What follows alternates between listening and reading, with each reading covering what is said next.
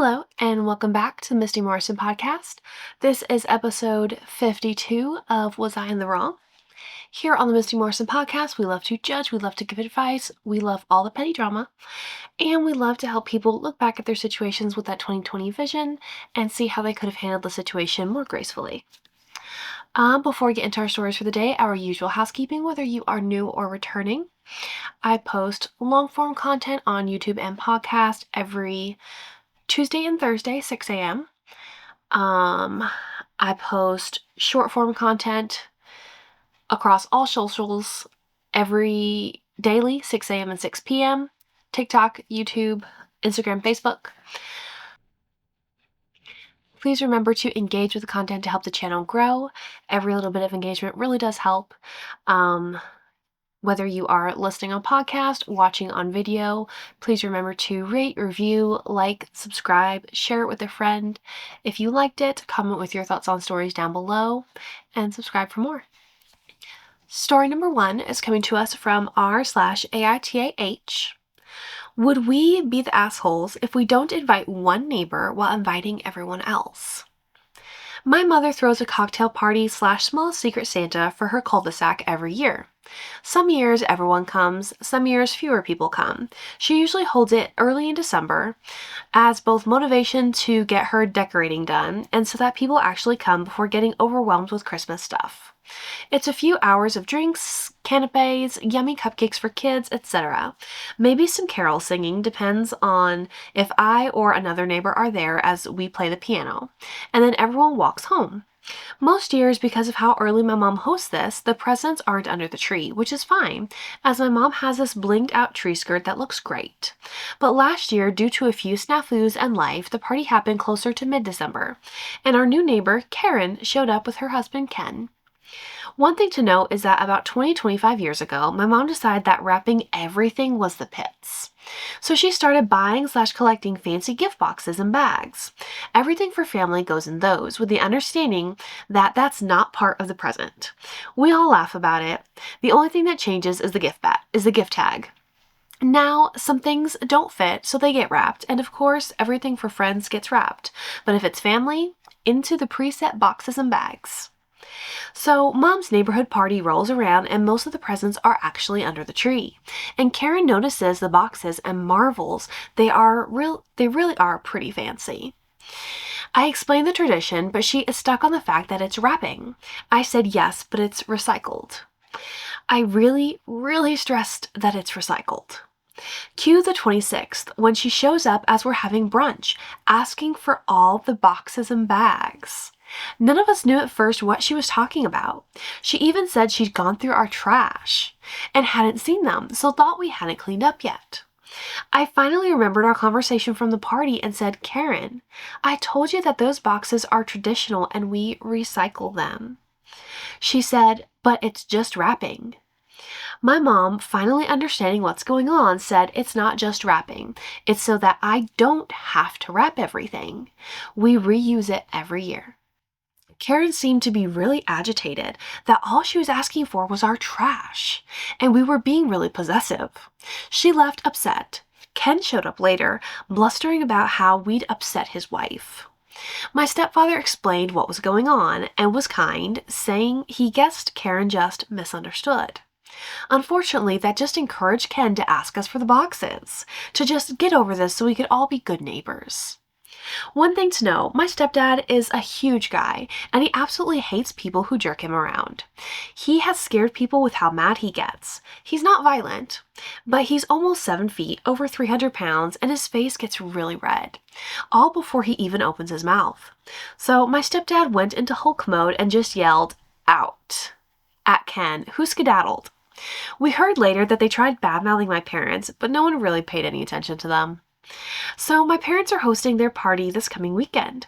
The invitations are usually word of mouth, but they really don't want to invite Ken and Karen and deal with any of their antics. My stepdad thinks they'll just start scooping up stuff. Would we be the assholes if we did not invite them? No. Absolutely not. Don't even need to think about it. No. They were assholes to you. You were very clear. I could see seeing something really fancy and asking about it. Okay, that's innocent enough. But you were really clear about what the boxes were, the tradition, and that you recycle them. You reuse them every year. There was nothing for her to misunderstand there. This is just pure audacity and maybe thinking that if she showed up, she could like guilt you or force you in some way. And then the nerve to like send her husband back after. Oh, she's so upset. Just give him to me and make her feel better. We can all be good neighbors. No, you be a good neighbor and leave these people alone. Absolutely wild. No, don't invite them. Don't feel bad for inviting them. These people should not be welcome in your home.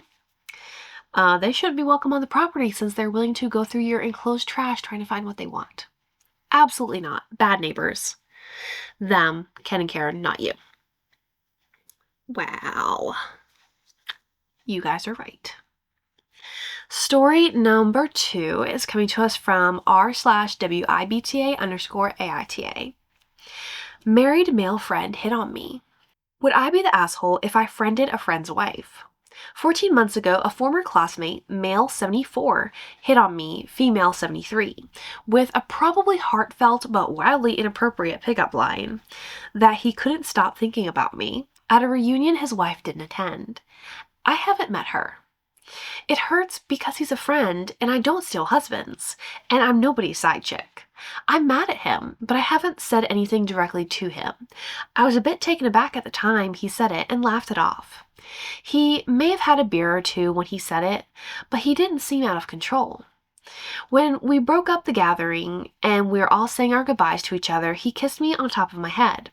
I took that as a kind of reinforcement of what he'd said earlier. Later that week, I made a public post to no one in particular on Facebook that it was really dumb for married men to hit on feminists. He still reacts to things I post on Facebook, but hasn't direct messaged me. We used to occasionally direct message about his and his wife's struggles with their mentally ill son. He never says anything unkind or negative about his wife and publicly posts about their anniversaries and other happy occasions. At a previous reunion, he disclosed some details to a group of us about his unhappy childhood, which surprised me. I told him I'd always seen him as lighthearted and bubbly, so it's apparent that he has a long-standing habit of masking. I also told him then that I was grateful to him and his brother for shielding me from a fellow classmate bully on 2 different occasions. He said he didn't remember doing that, but I told him it meant a lot to me. I'm thinking about Facebook friending his wife as a courtesy to her and a passive-aggressive warning to him not to mess with me. It's further complicated by me having had a crush on him when we were in 5th grade, and he knew about it and rejected me back then. I hate that he cast his demons onto me. Even more, I hate that I'm vulnerable and that I may have to lose him as a friend to save my sanity. This is so stupid. We're in our 70s. I already went through second adolescence 20 years ago. Now he's going through his and dragging me into it. I have some regrets about not telling him then and there that I thought he was out of line.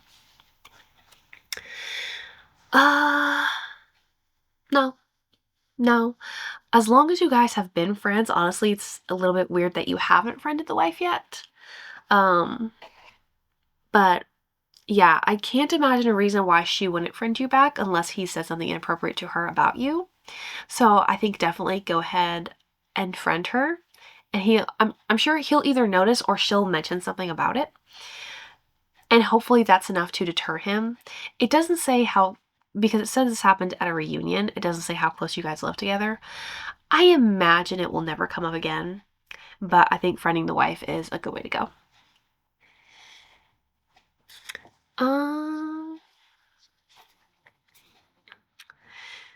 Let's see. Story number 3 is coming to us from r/Am I the Asshole?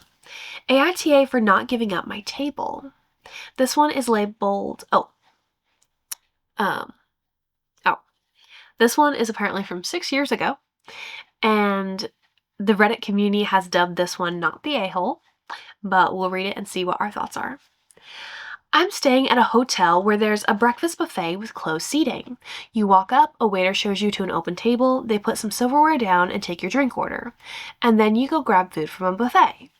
This morning, I came back to my table with a hot plate of food to discover a different waiter seating 2 older people, maybe mid-50s, at my table. I approached and said, "I think you're sitting at my table," and motioned to the silverware and glass of orange juice that my waitress had left there.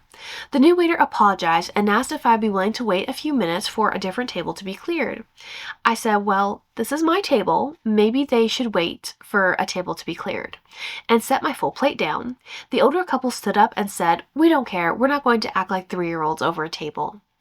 This felt like a rude thing to say, but I ignored it and ate my meal. I feel like it wouldn't have made sense for me to stand around holding my plate, waiting for a table to be cleared, especially since I had clearly already been sitting there. But AITA for not giving up the table to this older couple and expecting them to wait for a new table? Nope. I agree with the Reddit decision. You are right. You are not the asshole. This is just an unfortunate situation. Was it hotel? Yeah, the hotel breakfast buffet could have had better organization to make sure they knew which tables were already full. But I mean, the waiter who was seating them, clearly seeing a glass of juice there and clean silverware, should have realized that someone was sitting there. But regardless of how we got to this point, no, it was your table first. You were right to stand your ground because it would have been, and it was crazy of them, or is it them or the waiter? Let's see. Okay, the waiter is the one who asked if you'd be willing to wait because they had just sat down. That's craziness. He should not have asked that of you. You literally walk back to your table with a plate of hot food, and he's going to ask you to just stand around holding your plate of food. No, that was rude. He should have immediately apologized to you and to them, said, "I'm so sorry. I didn't realize this table was already taken. We'll have to go back up front until another table clears." It should have been that simple. Like, you should have had to basically fight for your table. But I'm glad you did. You were not rude. They were rude and passive aggressive. Age does not equal maturity. Let's see. Story number 4 is coming to us from r/WIBTA_AITA. Would I be the asshole for giving my foster brother what he wants for Christmas?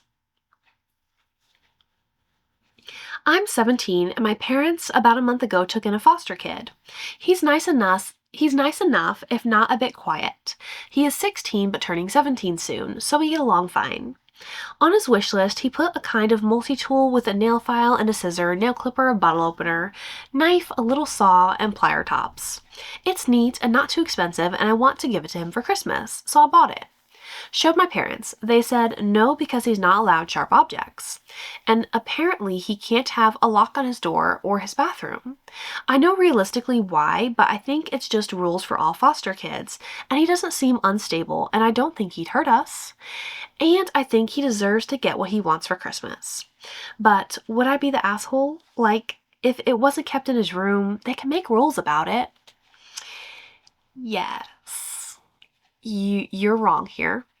And I get the initial thought and reaction of just, oh, he's in a new foster home. I want him to feel welcome. I want him to have a happy Christmas. I want to get him what he wants. That is incredibly kind and thoughtful of you to want to do that for him. And I appreciate that aspect. You're coming at this from a good place. But you don't know for a fact that that is rules for all foster kids. I don't think there would be like this blanket rule, whatever state or location you're in. I don't think there would be a blanket rule, oh, if you're a foster kid, you can't have sharp objects. That is probably specific to a situation. And regardless of how he acts around you, he doesn't seem unstable. I don't think he'd hurt us. Hopefully that is true, but you don't know that for a fact. You don't know what's in his past. You don't know if he would hurt you or himself. You really don't know if he's unstable because unstable people can mask until they have the means to achieve what they want. So, I get where you're coming from, and I know you mean well, but you would be wrong to go against the rules and give him something that you know he can't have.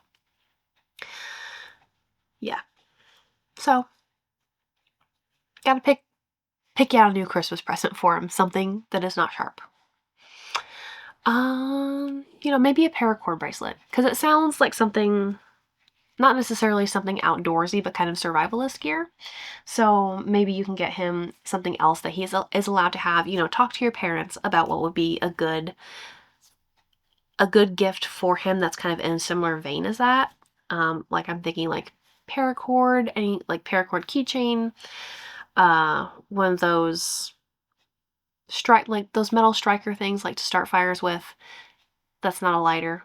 Like I have no idea what they're called, I'm sorry. But something outdoorsy, survivalist, kind of along those lines would probably also make him really happy. Story number 5 is coming to us from r/AITA_relationships. AITA for leaving my ex, who said I had to cheat on him before he would marry me. Immediately, no. This is weird. Sorry for the long post, but I've never been able to fully explain this situation to anyone because we share a child and I don't want to talk bad about my child's father. Some backstory. I got pregnant at 19 by a guy I'd only been dating a few months. We were living together and definitely not ready for a baby. The night after we found out I was pregnant, he cheated on me with a friend of mine. I stayed because his family was extremely supportive and I wanted to try to make it work for our child. Even before the pregnancy, there were red flags, such as one time he took my phone and texted my ex pretending to be me. Another time, a guy left his number on a receipt for me and texted him pretending to be me. After he cheated, he would always say things like, I know it hurt you, but now I know I want you. I don't know exactly when he started saying that I had to sleep with someone else before he would marry me, but his reason was, so I can know for sure he's who I want to be with. I would always tell him I'm not a cheater and I don't have any desire to be with anyone else. 2 things finally broke me. 1, when our baby was about a year old, we were out sitting by the fire while our child was asleep. We had our home, our child, so I brought up getting married. He looked me in the eyes and said he truly couldn't marry me until I slept with someone else. I could tell he meant it. 2, one night I had a gut feeling to look through his phone. I know I shouldn't have, but I was extremely insecure with him. And rightly so, he already cheated. I found out he was subscribed to a girls only fan that lives in our very small town. Something in me snapped. I told myself I was finally going to give him what he wanted. I was already back working at the restaurant I worked at before I got pregnant. There was a guy that would come in pretty often with his friends. His friends and my friends kind of ran in the same circle. One night we all went out together and, to make a long story short, I ended up cheating on my ex with him. I told my ex the next morning, thinking this was what he had wanted and he would be happy. He lost it. Said I was supposed to tell him before I went and did it. That morning was terrible and I called the cops. No one was hurt. I moved out within a week. Fast forward to now, we co-parent great. I'm married with a baby on the way. His girlfriend is kind and great with our child. But almost no one in either of our lives knows the full story, and I'm often seen as the cheater who broke up our family. I still carry guilt and wonder, AITA for leaving or doing what I did?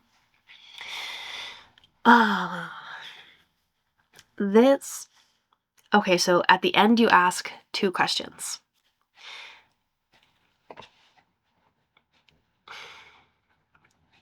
I'm going to label this one a mess because the whole situation is messy. It's wild and weird, kind of creepy on his end. And it's just a messy situation that you were in. To answer your question, are you the asshole for leaving? No, absolutely not. Are you the asshole for doing what you did? Yes. Yes. You said you weren't a cheater. You didn't want to cheat. You shouldn't have cheated.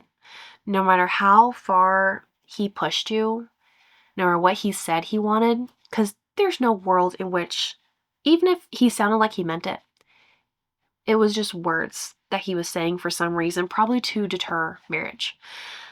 I can't imagine a world in which anybody actually wants that prior to agreeing to marry someone. That's insanity to me. You are wrong for cheating. You knew it was wrong before you did it. You knew it was wrong when you did it. You didn't want to do it. You shouldn't have done it. You never should have let him push you past your own personal boundaries and your morals of what you knew was right and wrong. You are wrong for cheating, but you're not wrong for leaving. I mean, the day after he found out you were pregnant with his child, he cheated on you. Reason to leave. He kept telling you over and over again throughout your relationship, he wanted you to cheat as well. Another flaming red flag. That's not right. And you were insecure with him. You felt the need to look through his phone. More reason to leave. Not because you looked through the phone, but because you felt like you needed to. Yeah. This was a messy situation, and I understand how we got here. What you did was wrong. Leaving was the right thing to do. I wish you just would have left before that thing in you snapped, before you gave him what he said he wanted. And maybe he wanted it so he had a way out. So he could get out of the relationship. So like if you cheated, he lost it. Maybe that was his plan all along. Maybe he needed you to cheat so he could have a clean and easy way out and you would come out looking like the bad guy. It could have been a plan. Story number 6 is coming to us from r/WIBTA_AITA. Would I be the asshole for losing trust in my husband after finding out he fathered a child 3 years ago when we broke up for 3 months? Yesterday, my husband got a DNA test that showed he was the father of a 3-year-old girl. We had been together for 8 years and broke up due to his family pressure. After 3 months, we talked again, and he realized that he wanted to be with me regardless of what others think. When I asked if he had been with someone while we were apart, he said he kissed a girl on a trip. 2 years later, we got married. He has been a wonderful husband and supports me. He tries his best to grow so that he will be enough to support me both financially and emotionally. However, it came to light with his DNA test that he lied to me. He slept with a different woman and said he was too ashamed to tell me. He is very regretful, and I am 100% sure he has not cheated on me. But I still can't look at him the same way. I feel like I did get cheated on even though we were not together. Am I the asshole? I feel like I need more details because, like, the original question is, would I be the asshole for losing trust in him? If that's the only question here, no. You're not wrong for losing trust in him after finding this out because he lied. And I think if he would have been honest at the time, because you guys were broken up, and you asked him if he'd been with anyone, I think if he would have been honest at the time and just said, yes, I slept with 2 different people, whatever. I think you basically just wanted the information, you just wanted to know. And I think if he would have been honest, you would have been okay with it and moved past it. I think what you're really hung up on here is the fact that he lied. He's like, oh, no, I just kissed a girl. 3-year-old little girls don't come from just kissing a girl one time. Nope. I don't think... Yes, he lied. And you're not wrong to lose trust in him. This one's a mess. This one's a messy situation. And I know it'll be hard for you to get past, but I don't think this is worth losing your relationship over because you said he supports you and he's working to grow as a person to be a better emotional support as well as financial support to you. And I mean, you guys are building a life together. I don't know why he took the DNA test. I think it's good that he did. It seems like he didn't know, and that's really not fair that he's missed out on those 3 years with his daughter. I hope that as he's growing as a person, he decides to take initiative and try to be a part of her life. And I hope that you can support him in that. I think that's the right thing to do. And I don't think it's worth breaking up over since it is something that happened while you were broken up. Not the asshole for losing trust, but a messy situation overall. All right, that is 6 stories for this week's episode of Was I in the Wrong? Thank you so much for being here for another episode of the Misty Morrison podcast, and I'll see you next time. Bye.